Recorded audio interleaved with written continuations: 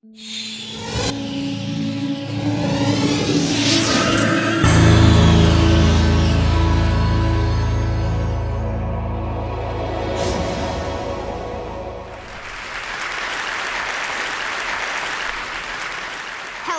my name is Burke Bear, and I'm 11 years old. I came here today to talk about what's wrong with our food system.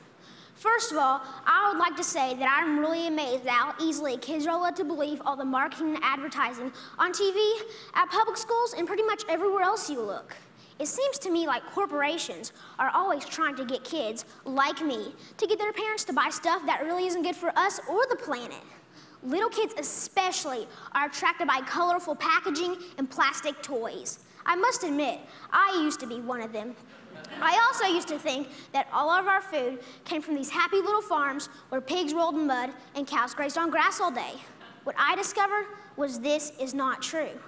I began to look into this stuff on the internet, in books, and in documentary films, in my travels with my family. I discovered the dark side of the industrialized food system. First, there's genetically engineered seeds and organisms. That is when a seed is manipulated in a laboratory to do something not intended by nature, like taking the DNA of a fish and putting it into the DNA of a tomato. Yuck. Don't get me wrong. I like fish and tomatoes, but this is just creepy. The seeds are then planted, then grown. The food they produce have been proven to cause cancer and other problems in lab animals. And people have been eating food produced this way since the 1990s, and most folks don't even know they exist. Did you know rats that genetically engineered corn had developed signs of liver and kidney toxicity? These include kidney inflammation and lesions and decreased kidney weight. Yet almost all the corn we eat has been altered genetically in some way. And let me tell you, corn isn't everything. And don't even get me started on the confined animal feeding operations called CAFOs. Conventional farmers use chemical fertilizers made from fossil fuels that they mix with the dirt to make plants grow. They do this because they've stripped the soil from all nutrients from growing the same crop over and over again. Next, more harmful chemicals are sprayed on fruits and vegetables, like pesticides and herbicides, to kill weeds and bugs. When it rains, these chemicals seep into the ground or run off into our waterways, poisoning our water too. Then they irradiate our food, trying to make it last longer, so it can travel thousands of miles from where it's grown to the supermarkets. So I ask myself, how can I change? How can I change these things? This is what I found out. I discovered that there's a movement for a better way.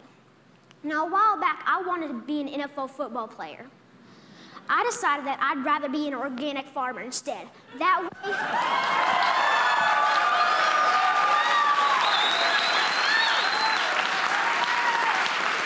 thank you.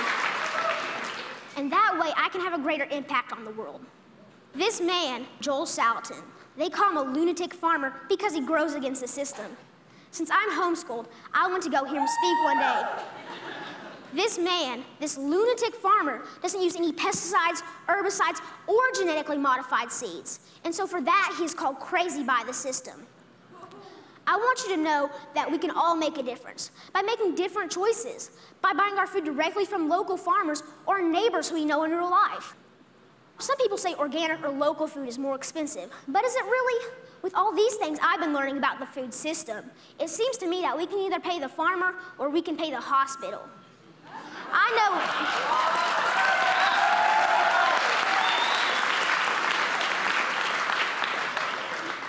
know definitely which one I would choose. I want you to know that there are farmers out there, like Bill Keener and Sequatchie Coast Farms in Tennessee, whose cows do eat grass and whose pigs do roll in the mud, just like I thought.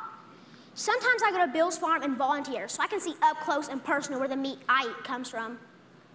I want you to know that I believe kids will eat fresh vegetables and good food if they know more about it and where it really comes from. I want you to know that there are farmers markets in every community popping up. I want you to know that me and my brother and sister actually like eating baked kale chips. I try to share this everywhere I go. Not too long ago, my uncle said that he offered my 6-year-old cousin cereal. He asked if he wanted organic toasted O's or the sugar-coated flakes. You know, the one with the big striped cartoon character on the front. My little cousin told his dad that he would rather have the organic toasted O cereal because Burke said he shouldn't eat sparkly cereal. And that, my friends, is how we can make a difference, one kid at a time. So next time you're at the grocery store, think local. Choose organic, know your farmer, and know your food. Thank you.